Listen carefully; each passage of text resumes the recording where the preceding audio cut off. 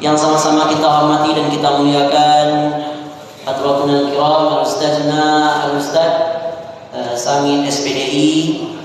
Alhamdulillah beliau sudah berada di hadapan kita semua. Seterusnya kepada Bapak Ketua Yayasan Ar-Rahmah Hidayah Berkah beserta jajaran, dan teristimewa kepada bapak-bapak kaum muslimin, ibu-ibu kaum muslimat, sidang jamaah taklim fikih sunnah yang insyaallah dimuliakan Allah. Amin ya rabbal alamin. Baiklah Bapak Ibu, malam hari ini untuk mempersingkat waktu kita tanpa memperpanjang mukadimah, langsung saja pada acara kita pada malam hari ini, yaitu kajian dengan tema pembahasan kitab fikih sunnah bersama Al-Ustaz Samin SPD. Kepada guru kita, waktu dan tempat kita persilahkan dengan segala hormat.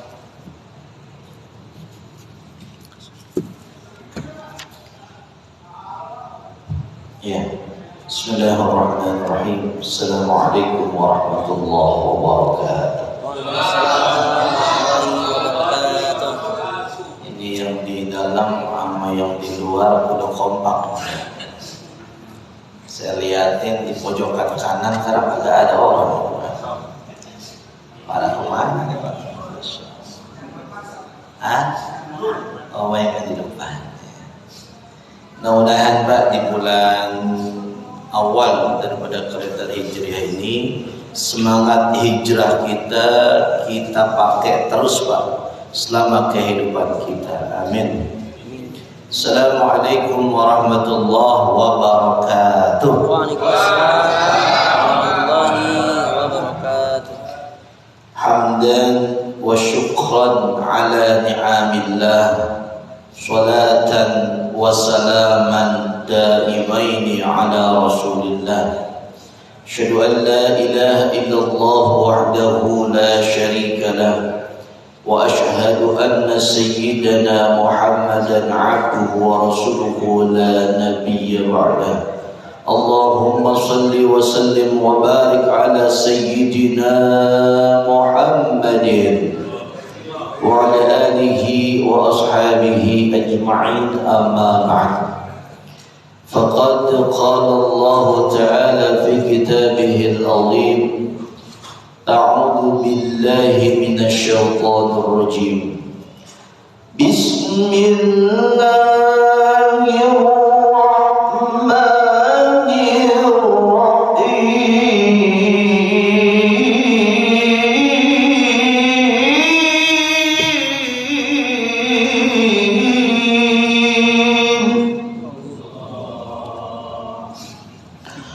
Alam takun ardullahi wasi'atun fatuhajiru fiha. Al-ayah sadaqallahul aliyyul azim. Jamaah sekalian berbahagia, pada malam hari ini kita ucapkan hamdalah alhamdulillahirabbil alamin, sebab di antara makhluk Allah Subhanahu wa taala yang diizinkan olehnya malam hari ini kita melaksanakan salat maghrib dan kemudian kita melanjutkan ta'lim adalah kita yang diizinkan oleh Allah Subhanahu wa taala. Semoga dengan kita diizinkannya ini menjadi sebab kita termasuk hamba-hamba Allah yang bersyukur, hamba-hamba Allah yang ditambahin nikmatnya oleh Allah, sehingga kita termasuk orang yang beruntung dunianya, apakah lagi nanti akhiratnya. Amin ya rabbal. Salawat dan salam kita sampaikan kepada Rasulullah sallallahu alaihi wasallam, kepada keluarganya, sahabatnya, tabi'in, tabi'ut tabi'ina ila yaumil qiyamah. Mudah-mudahan pada hari kiamat kelak nanti kita semuanya akan mendapatkan syafaatul uzma dari Rasulullah sallallahu alaihi wasallam. Amin ya rabbal alamin. Ikutin saya, kita berniat ketika Bismillahirrahmanirrahim. Bismillahirrahmanirrahim. Nawaitu an a'takifa fi hadzal masjid ma dumtu fihi lillahi ta'ala. Ya, semoga amalan kita dinilai etika di hadapan Allah Subhanahu wa taala. Nah, jemaah sekalian berbahagia, terima kasih MC telah mempersilahkan kepada saya. Sekarang MC-nya lebih tua dari saya, Pak. Ya, insyaallah.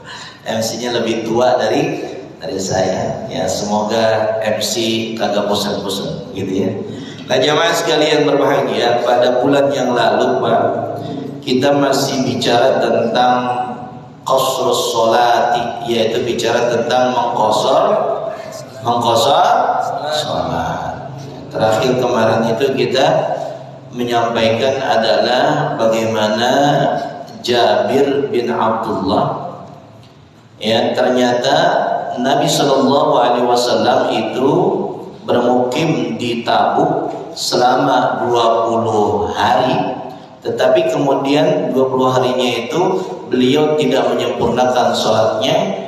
Dia yaksurus sholat, dia itu mengqasar sholat. Berarti kalau 20 kira-kira berapa? Banyak apa sedikit, Pak? Banyak, Pak. 20 hari Pak beliau di Tabuk, tetapi beliau tidak menyempurnakan sholatnya, tetapi beliau mengqasar sholatnya. Diriwayatkan oleh Imam Ahmad pada musnadnya. Lalu Miswar bin Mahramah ini menjelaskan juga, Pak, kami bermukim ma'a Sa'ad, bersama Sa'ad, ya, bermukim bersama Sa'ad. Di mana? Yaitu di bagian, di satu kampung di negeri Syam. Berapa hari bermukimnya? Kalau tadi itu 20 hari, kalau ini kata Miswar ini adalah arba'ina lailah, 40 hari 40 malam. Tuh, Pak. Kira-kira lebih banyak lagi apa lebih sedikit lagi, Pak? Lebih banyak. Berarti bagaimana Ustaz? Itu yang katanya batasnya itu 3 hari, setelah itu kemudian harus dikatakan muqim. Nanti sebenarnya ada penjelasannya. Yaksuruha, yang 20 hari diqasar, yang 40 hari juga ternyata kata Miswar diqasar juga. Dan saat ini kapan itu melakukannya? Ketika beliau ada di kampung tersebut, beliau itu mengqasarnya. Sedangkan kata si kata si Miswar akan tetapi wanatimuha, akan tetapi kalau kami menyempurnakannya. Jadi kalau saat itu mengqasar, kalau dia itu menyempurnakannya, berarti bukan rokaatain tetapi arba'a rokaatin. Wa qala Nafi, dan Imam Nafi berkata, aqama, aku bermukim juga, ya, bermukim Ibnu Umar di mana? Di Azerbaijan. Berapa bulan? Ini lebih banyak lagi, Pak. Kalau tadi cuma 40 hari 40 malam, dia ini sampai sittata ashhur. Berapa bulan, Pak? Berapa bulan? 6 bulan, Pak. Coba. Tapi masih di qasar bae, Pak. Kira-kira bagaimana, Pak? Ini termasuk statusnya musafir apa mukim, Pak? Musafir. Kemarin sebenarnya sudah dijelaskan itu, ya. Disinggung sedikit, berapapun tinggal di kampung itu lamanya, kalau niatnya musafir, tetap dia dikategorikan musafir. Yusolli rakaataini, dia sholat 2 rakaat, Pak. Tuh. Jadi Ibnu Umar itu ketika masuk di Azerbaijan itu dia 2 rakaat juga sholatnya selama berapa, Pak? 6 bulan. Kenapa kok dia sampai 6 bulan begitu? Karena ternyata ada yang namanya salju. Apa namanya, Pak? Salju. Dia tidak bisa melanjutkan perjalanan, Pak, karena ada salju, Pak, ketika itu. Terhalang perjalanannya. Bainahu wa bainad dukhul. Ketika dia mau masuk ke satu daerah, dia terhalang, Pak, oleh salju tersebut, sehingga mengharuskan dia untuk menetap di satu tempat namanya Azerbaijan, dan itu lamanya adalah berapa bulan? 6 bulan. Berarti ada niat untuk mukim di Azerbaijan enggak dia, Pak? Enggak. Dia dalam kategorinya musafir. Ente lab juga itu. Oh, lab juga. Dia ada 3 live nih, Pak. Ono live, ini live, ini live. 3 live, Pak. Dapat gelas 1, Pak, kita. Ya, Mas, sekalian yang berbahagia, Pak. Lalu Hafiz bin Ubaidillah juga ngomong, Pak. Para sahabat-sahabat ini pada ngomong nih. Aqama, saya juga ini menceritakan ternyata Anas bin Malik itu sampai sanatain, Pak. Sampai berapa, Pak? 2 tahun, Pak. Bayangin, bukan bilangan bulan, Pak. Kalau tadi 20 hari, 40 hari, kemudian 6 bulan. Lah ini 2 tahun, Pak. 2 tahun. Yusolli, dia melaksanakan sholatan musafir, sholatnya sebagaimana seorang musafir.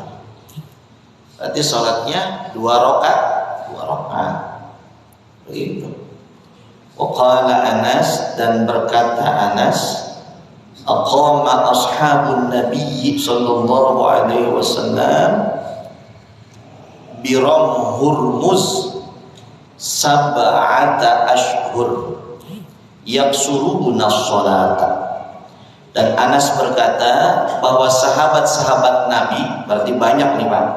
Kata Anas ini banyak berarti, Pak. Sahabat Nabi bukan 1-2 orang doang. Kalau tadi kasusnya 1-2 orang, dan ada beberapa sahabat. Kalau ini kebanyakan sahabat-sahabat Nabi ketika di namanya Ram Hurmuz, satu wilayah, dia itu bermukim di sana, tetapi selama 7 bulan dia mengqashar sholatnya.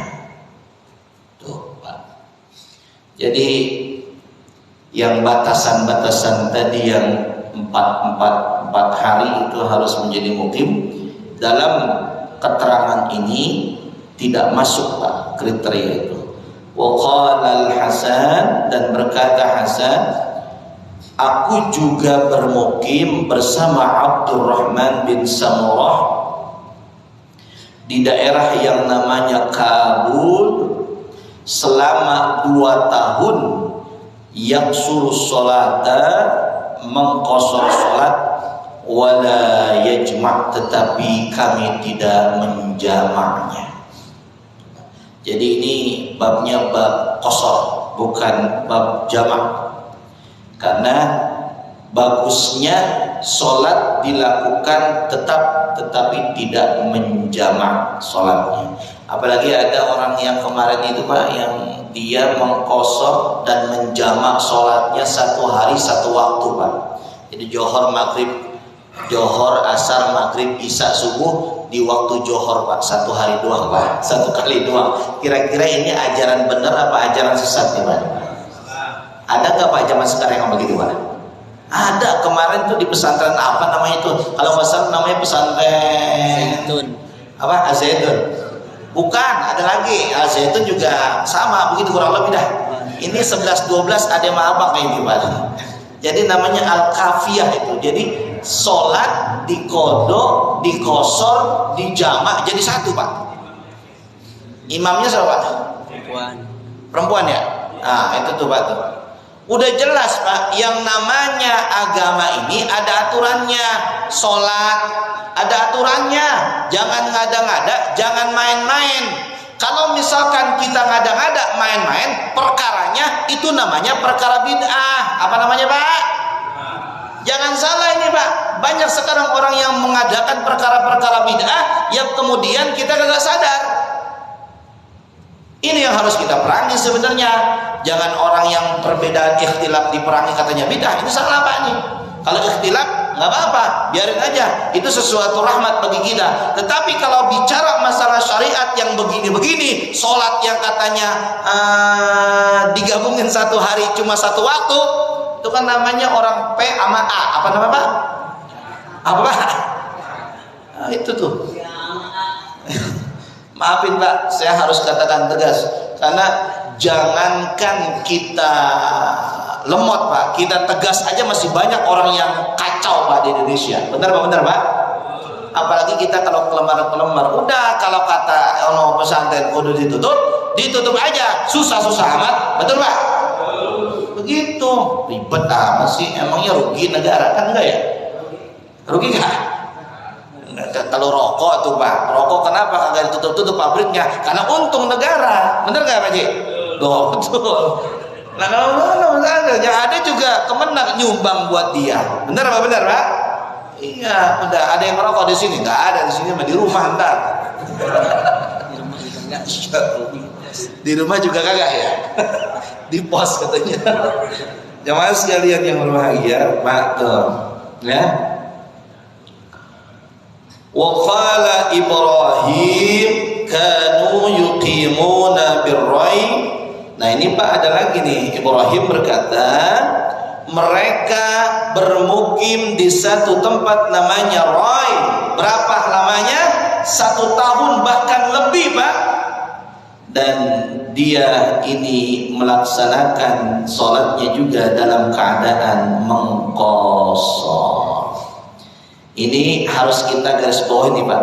Fahadha hudan nabi. Ini adalah petunjuk dari Nabi. Wa ashabuhu, dan sahabat-sahabatnya. Kama tara wa huwa shawabun. Ini adalah sesuatu yang benar. Jelas Pak? Jelas Pak. Jadi kalau misalkan kita ragu-ragu, kita yang nggak ngikutin petunjuk Nabi Pak. Ini petunjuk Nabi jelas, benar adanya. Kalau kita lagi musafir, qashar sholatnya. Jangan belagu mentang-mentang kita kuat, kagak dikosor sholatnya. Ada nggak orang kita yang begitu Pak sekarang? Ada nggak? Ada, itu belagu namanya orang. Saya ngomong belagu tuh, emang begitu adanya. Orang dikasih keringanan, kalau haid itu nggak boleh sholat, dia sholat tuh Pak orang. Ada nggak yang begitu perempuan Pak? Saya pengen mendekatkan diri kepada Allah, PA namanya. Allah itu suci, orang yang kotor jangan ngedeketin Allah, paham Pak maksudnya? Makanya orang yang kesurupan rata-rata dideketin sama setan Pak. Bener gak Pak? Yang kesurupan rata-rata dideketin sama setan. Kenapa dideketin sama setan? Karena saat itu sedang kotor Pak, baik fisiknya ataupun ruhnya. Yang kesurupan kebanyakan perempuan Pak. Bener gak? Ente pernah kesurupan?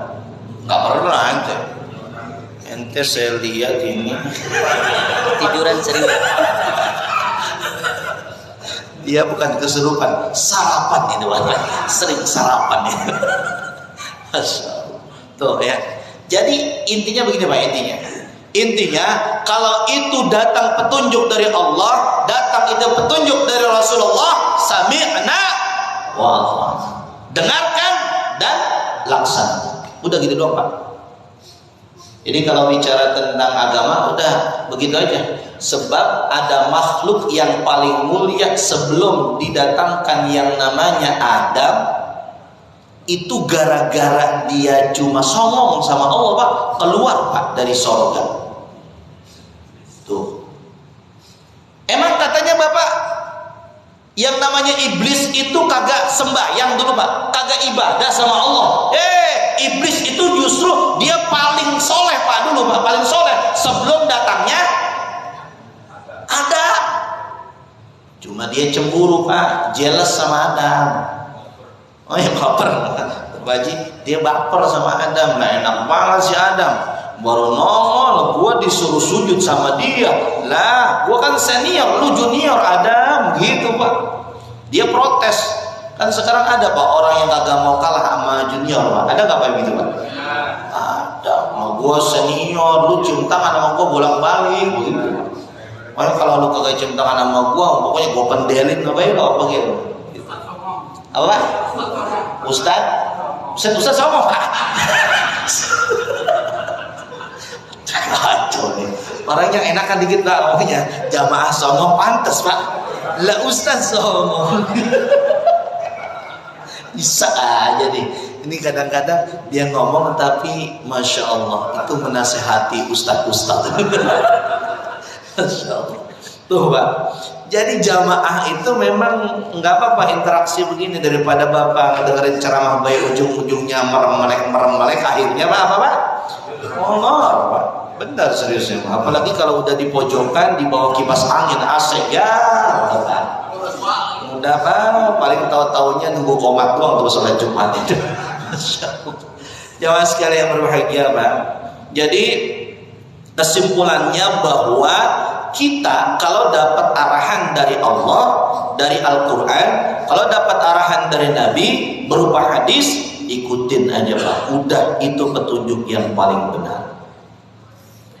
Tetapi Pak, di sini pengarang cukup bijak, ya, pengarang cukup bijak. Syekh kitab ini yaitu Syekh Sayyid Sabiq, beliau cukup bijak Pak, karena beliau mencantumkan pendapat-pendapatnya dari para ulama. Ya, itu kan pendapat beliau tuh Pak ya.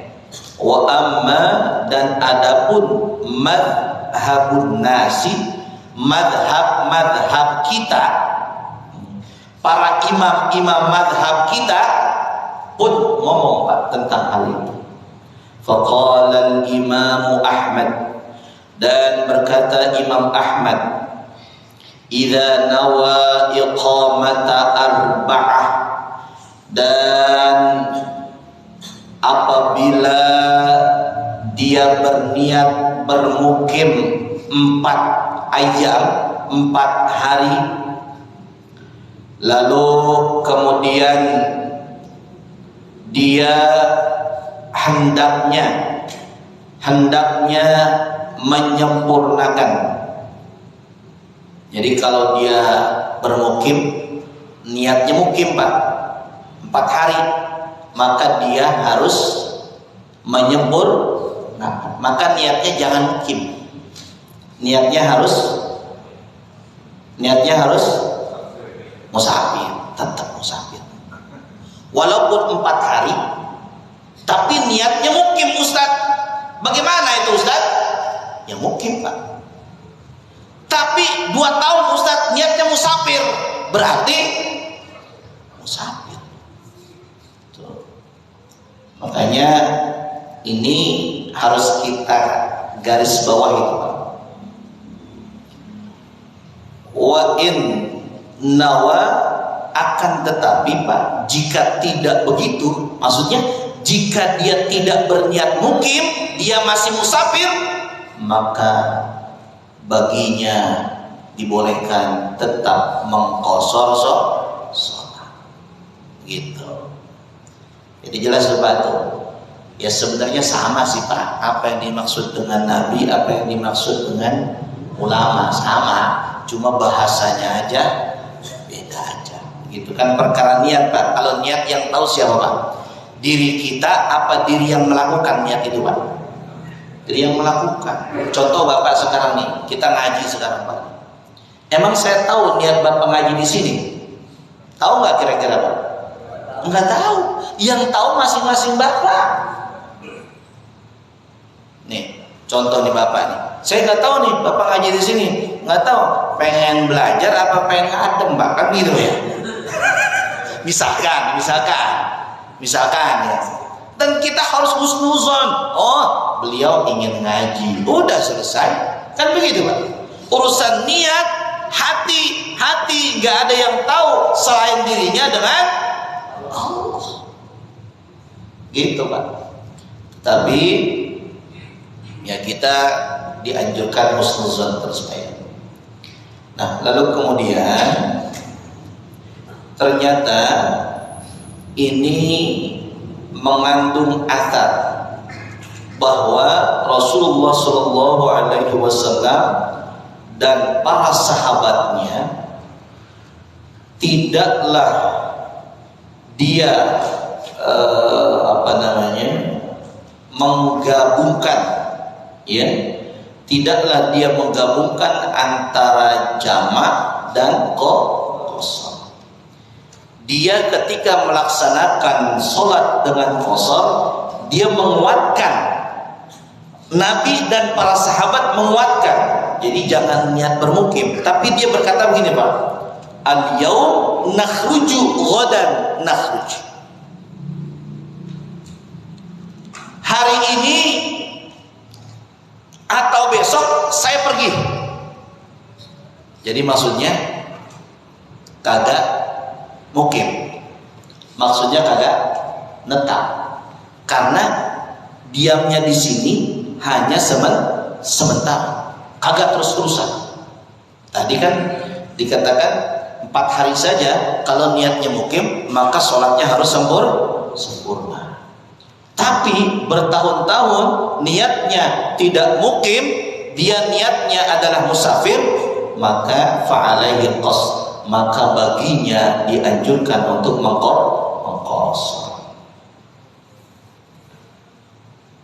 Jadi ini adalah pandangan yang perlu perhatian kita, bahwa sungguhnya Rasulullah SAW bermukim itu, ini Pak, bermukim itu ada kepentingan tertentu. Orang berdiam di satu tempat punya hajat, sebagaimana Rasulullah SAW fi fathi Makkah, pada Fathul Makkah. Nabi SAW rumahnya, tempat tinggalnya di Madinah. Maka ketika beliau kemudian membebaskan kota Makkah dengan istilahnya Fathul Makkah, kata Rasulullah SAW di Mekah itu seorang musafir. Maka beliau melaksanakan sholat dengan 2 rakaat. Wa aqama, dan beliau dan itu kaum muslimin bermukim fiha di Mekah, yu'assisu qawaidal islami. Ngapain di Mekah? Yaitu menanamkan kaidah atau menanamkan kaedah-kaedah Islam, atau rukun-rukun Islam, atau keimanan. Wa yahdumu qawaidash syirk, dan menghancurkan kesyirikan, menghancurkan benih-benih kesyirikan yang ada di Mekah. Sekarang saya mau tanya Pak, kira-kira kalau misalkan dengan 2 tujuan ini bisa nggak dikerjakan cuma dengan 4 hari Pak? Bisa nggak Pak? Di Mekah nih Pak, bisa nggak Pak? Nabi mengajarkan tauhid kepada orang Mekah dan kemudian menghilangkan kesyirikan di Mekah, cukup 4 hari apa nggak Pak? Kurang apa cukup Pak? Kurang. Maka Nabi tinggal di Mekah lebih dari 4 hari, dan beliau kemudian melaksanakan sholat dalam mengqasarnya. Tuh Pak. Jadi kita kalau beragama itu fleksibel Pak, jangan kaku nih. Kalau kita ambil dari kesimpulan penyampaian daripada Nabi dan para sahabat, agama itu tidak terlalu kaku Pak, tetapi agama itu sangat memudahkan dan tergantung niatnya. Innamal a'malu binniyat wa innama likulli imri'in ma nawa. Dan Nabi SAW mempersiapkan daripada perkara-perkara di sekeliling Arab. Jadi yang dulunya masih banyak kesyirikan, yang dulunya masih banyak yang namanya kriminalitas, penzaliman, Nabi itu di sana menghilangkan kezaliman di Mekah. Makanya Nabi membutuhkan waktu yang cukup lama.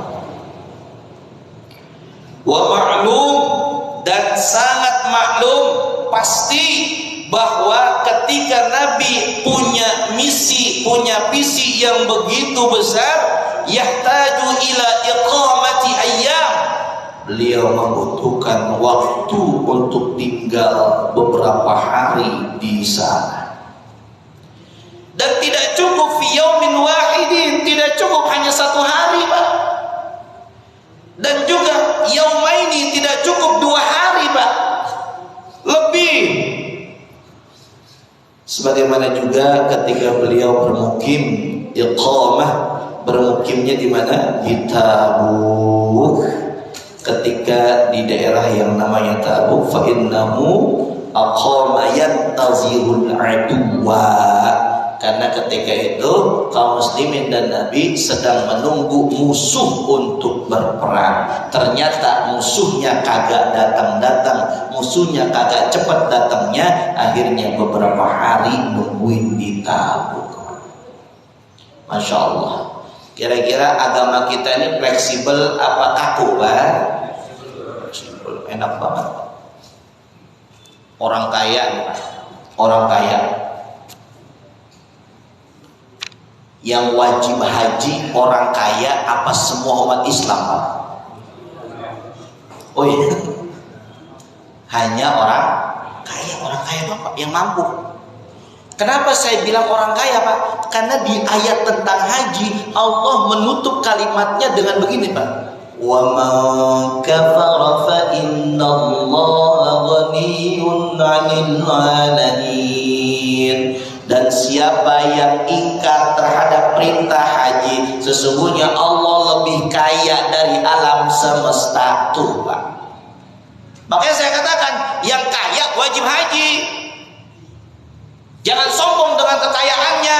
Ini rumah 5, mobil 4, belum berangkat haji juga. Pantas apa ora tuh, Pak? Kagak. Ora apa kagak ya? Sama baik dah.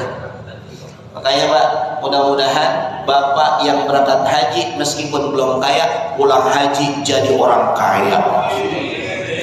Dah, berarti minta doanya pengen kaya dong, sono. Boleh nggak, Ustaz? Bebas, Pak. Doa mah bebas sama Allah. Bapak pengen kaya, boleh nggak minta sama Allah? Boleh, Pak. Bapak pengen apa misalkan? Jadi pejabat, minta sama Allah. Boleh apa enggak, Pak? Boleh. Yang nggak boleh itu doa yang merugikan orang lain, Pak. Itu doa yang nggak boleh, Pak. Ya Allah, saya punya tetangga jahat banget sama saya, ya Allah.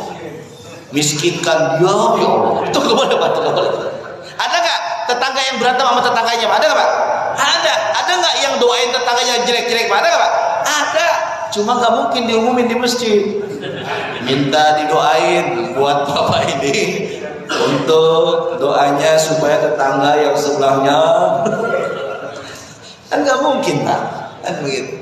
Maka doa yang baik apapun boleh, tidak ada batasannya, tidak ada larangannya. Nah, jemaah sekalian yang berbahagia, jadi minal ma'lumi qat'an annahu kana bainahu wa bainahu, ya. Jadi di perang Tabuk itu beberapa hari, Pak, ya. Nah, wa huwa ya'lamu annahum la yuwafiquna fi 4 ayyam, dan tidak mungkin cukup dengan 4 hari, maka lebih dari 4 hari. Wa kadzalika iqamah, dan sebagaimana juga yang dilakukan oleh Ibnu Umar, ya, di Azerbaijan yang 6 bulan itu, yang kemudian dia mengqashar sholatnya karena sebab ada salju yang tadi saya sudah sampaikan. Dan kemudian juga kita sangat tahu bahwa yang namanya salju itu tidak bisa kita lalui karena teknologi waktu itu kan belum seperti sekarang. Salju bisa dipindahkan dengan alat-alat berat ya, tetapi zaman dulu tidak ada. Wa kadzalika iqamah, dan sebagaimana juga adalah menetapnya si Anas di Syam selama 2 tahun dan dia mengqasarnya, dan menetapnya sahabat di Raum Hurmuz selama 6 bulan juga mereka mengqasarnya ya. Dan contoh-contoh sahabat yang lainnya masih banyak ya. Nah, selanjutnya Bapak, ini perlu kita kuatkan lagi Pak, bahwa hadis dan athar yang disampaikan tadi itu wa hadza huwa shawab, ini adalah benar. Akan tetapi ini ada satu satu syarat yang dibuat ya, yang kemudian tidak mendasar. Ini bukan perkataan yang lain, tapi perkataan muallifnya, pengarangnya. Karena pengarang berhak menyampaikan pendapatnya. Ya. Tadi pengarang bijak tuh Pak, menyampaikan pendapat ulama ini bijak sekali ya. Ini pendapatnya beliau. Kata beliau, akan tetapi ada yang mensyaratkan, tetapi syarat itu tidak pakai dalil Pak katanya. Enggak pakai dalil. Enggak pakai dalil dari Quran ataupun bahkan dari sunnah atau dari ulama ijma atau amal sahabat, tidak juga dari amal sahabat. Karena sumber hukum kita itu Pak, pertama Quran, hadis, ijma, qiyas. Qiyas ini Pak bisa jadi amal sahabat. Bisa. Tuh.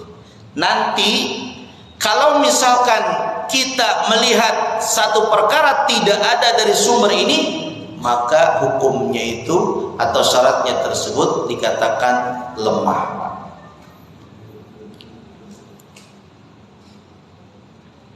Ya, apa yang dimaksud dengan pengarang tersebut? Wahia maduna arba'ah, yaitu adalah daripada yang bicara tentang syaratnya beberapa hari saja. Jadi kan kalau dalam hadis tadi tidak ada syarat harus 4 hari, nggak ada, bebas selama niatnya musafir, maka dibolehkan untuk melaksanakan qasar. Min aina lakum hadza, dan pengarang berkata, lalu dari mana syarat yang begitu? Sedangkan Nabi saja lebih dari 4 hari beliau mengqasar di Mekah, di Tabuk, kan begitu Pak. Ini cukup cukup kritis Pak terhadap pendapat-pendapat itu ya, cukup kritis.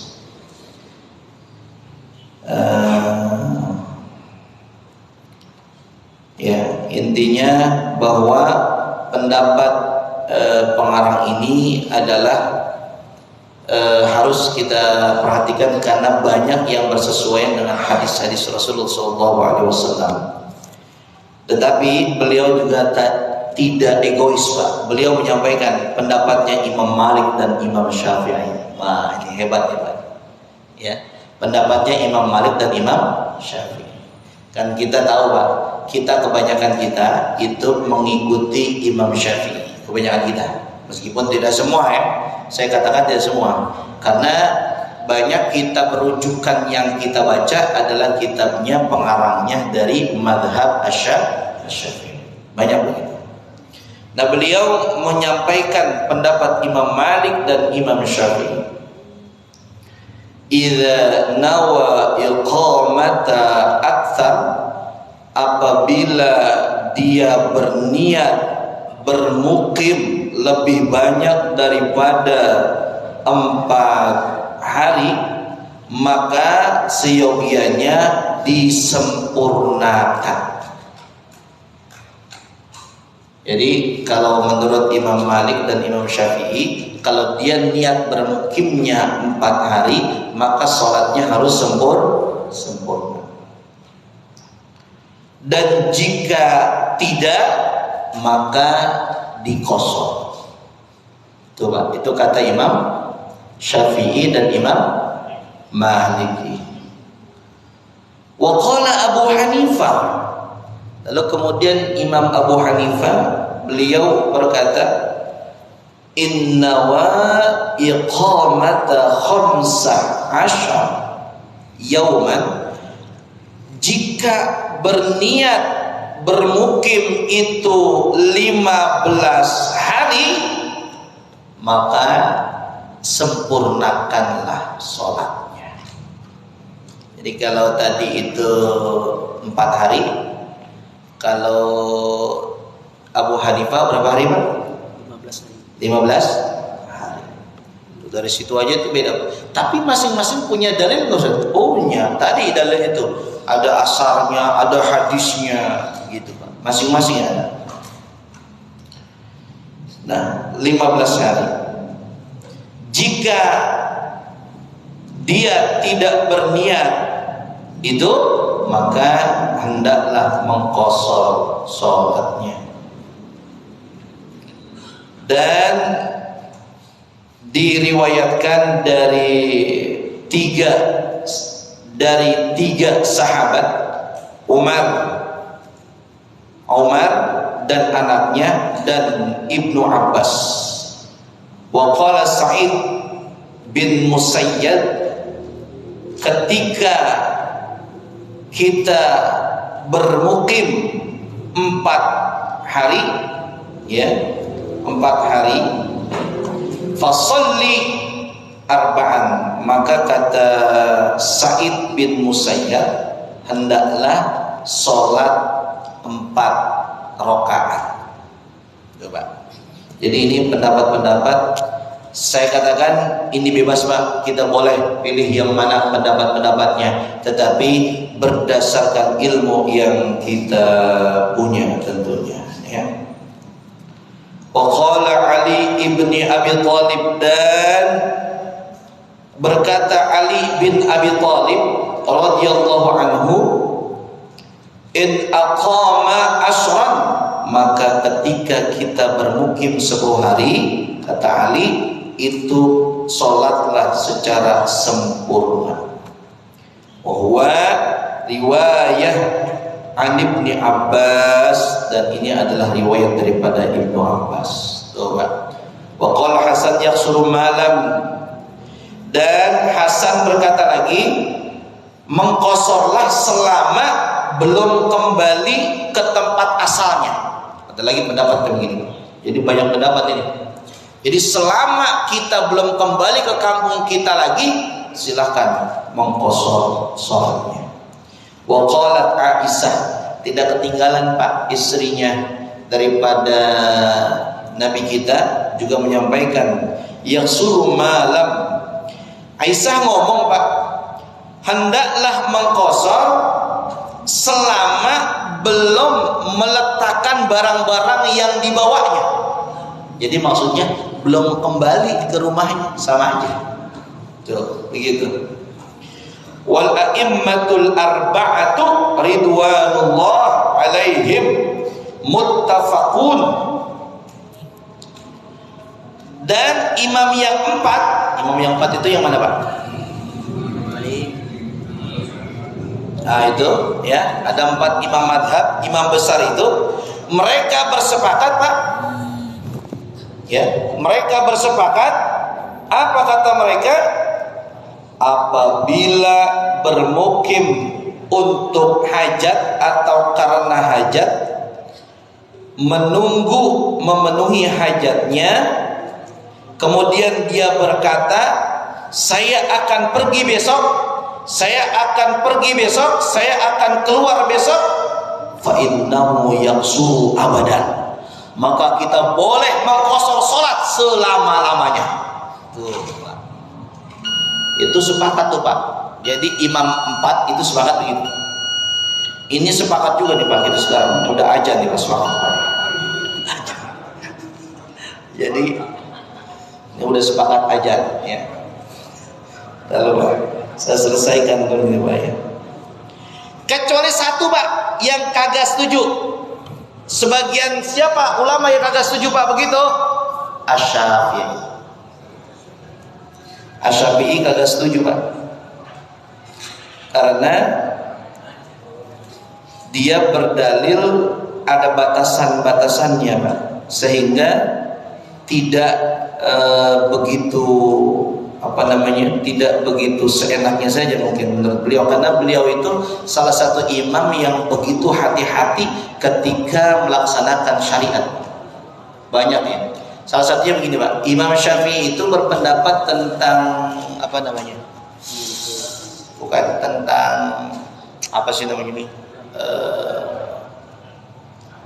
cadar. Imam Syafi'i kalau kita mazhabi kita ikuti benar Pak, perempuan kita di luar sholat harus memakai cadar. Tapi orang Indonesia perempuannya semuanya kebanyakan Imam Syafi'i pakai cadar apa kagak Pak? Kagak. Itu ikhtiyatun Imam Syafi'i itu Pak. Sebab kalau misalkan nanti wanita itu membuka cadarnya semua, itu akan menimbulkan pandangan-pandangan yang negatif, pandangan syahwat yang membuat muncul perbuatan-perbuatan yang tidak baik. Nah, ketika dalam sholat baru Pak dibuka tuh cadarnya. Kenapa? Karena wajah adalah rukun daripada sujud. Tuh. Ini maka agak kita. Nah, tahu kita ikut Imam Syafi'i tahu kalau gini Pak ya. Dikata Imam Syafi'i yang enak-enak doang dipilih gitu ya. Kan begitu. Lalu Pak nih, kalau Quran nih Pak, Quran juga itu banyak pendapat tuh Pak. Ada yang mengatakan wah kagak bisa memegang Quran kecuali orang-orang yang suci. Maksudnya apakah Quran yang ada di dunia, apakah Quran yang ada di Lauhil Mahfuz Pak? Maksudnya kira-kira yang mana Pak? Bapak? Yang ada di dunia. Maka kita la yamassuhu illa mutahharun, tidak menyentuh Pak. Kita nggak boleh nyentuh Quran kecuali kita dalam keadaan bersuci atau berwudu, punya wudu. Gitu. Ada lagi bersentuhan laki-laki sama perempuan Pak. Beda pendapat. Kalau Imam Syafi'i pokoknya bersentuhan nggak apa-apa, yang penting ada halangan. Kalau yang lain kagak Pak. Nggak apa-apa bersentuhan dia, mau ada halangan mau kagak, yang penting nggak pakai syahwat. Kan begitu Pak ya. Yang penting kagak pakai nafsu. Tapi sekarang saya mau tanya Bapak, kalau bersentuhan sama perempuan nafsu nggak Pak? Nafsu? Dah, berarti kemarin dia umroh nafsu dong ini. Karena ada kebiasaan Mekah itu bersama laki-laki dengan perempuan nyampur, dan pasti bersentuhan laki-laki sama perempuan. Seandainya mazhab Syafi'i dipakai di Mekah ketika bertawaf, kira-kira orang tawaf pada kelar apa kagak itu Pak? Kagak kelar-kelar. Udah 6 putaran ketemu sama orang Arab tinggi hitam bulu Pak, cewek hebat. Dan orang Arab kadang-kadang kalau cakep ya cakep, kalau jelek ya jelek. Bener gak Pak? Iya, kan begitu. Emang sih semuanya dia mau gede semua Pak, gede semua. Lah kita orang Indonesia kecil Pak, bisa-bisa dilangkahin kita sama dia. Apalagi orangnya yang kuntet, umurnya semeter tidak sampai. Ya, elah Pak, susah. Makanya perbedaan pendapat di kalangan ulama jangan memecah belah kita, tetapi itu menjadi solusi bagi permasalahan kita. Salah satunya ketika kita bertawaf keliling Ka'bah, ternyata ada pendapat ulama yang berbeda dengan Imam Syafi'i. Begitu kan? Insyaallah itu saja yang dapat kita bahas pada malam hari ini, dan sepakat bahwa ulama-ulama itu membolehkan untuk mengkosor karena kepentingan tertentu sesaat. Ya boleh sebulan, 2 bulan, bahkan bertahun-tahun boleh, karena hajat sesaat itu. Karena hajat yang harus dipenuhi, dipenuhi terlebih dahulu. Ya, itu saja. Ada yang mau bertanya atau tidak? Silakan. Ada yang mau nanya? Fadhal, Bapak. Speakernya ada, speakernya.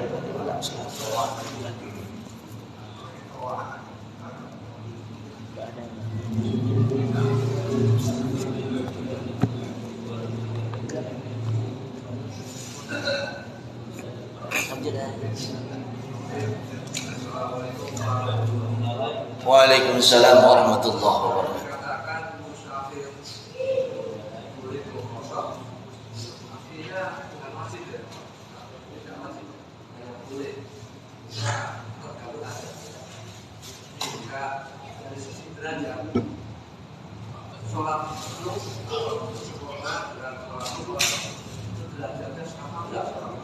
Baik, siap. Waduh, banyak juga.